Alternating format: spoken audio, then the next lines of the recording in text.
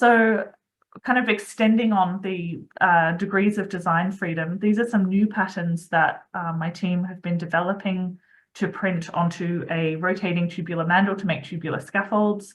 And so the exciting kind of avenues with this, with some of these patterns is to be able to really tightly control the mechanical properties of your tubular scaffolds. So the diamond scaffolds have quite a lot of longitudinal elasticity. If we start to incorporate things like auxetic patterns using this bow tie structure, these bow ties actually expand as you longitudinally stretch the tube. And so this means radially the tube will expand rather than collapse in what's called negative Poisson's ratio mechanical behavior. And so some of these other designs, as you can see, allow us to independently control the longitudinal or the radial elasticity of these scaffolds by, for example, offsetting the joins between the unit cells to give us varying degrees of stiffness. And so then what these students showed, which was excellent, is then incorporating multiple of these patterns within one scaffold. And so here there are 3 regions of different auxetic designs, which, as I mentioned, as you stretch the scaffold, it means the scaffold will expand. But here we can see we can now selectively control to what degree the scaffold expands across the length of the scaffold, which is opening up some really exciting avenues for mechanical control over the properties of the scaffolds that we're producing.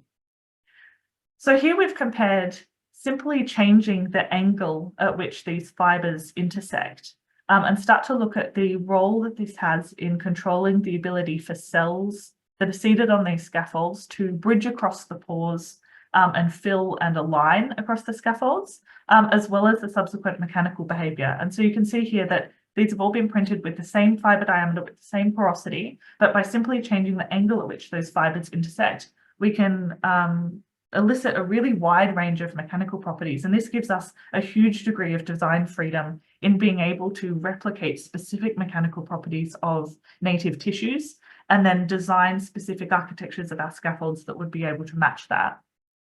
So we've gone another step further from experimental characterization, and here with some wonderful collaborators, we've developed a simulation of how different tubular scaffolds behave in different mechanical loading regimes.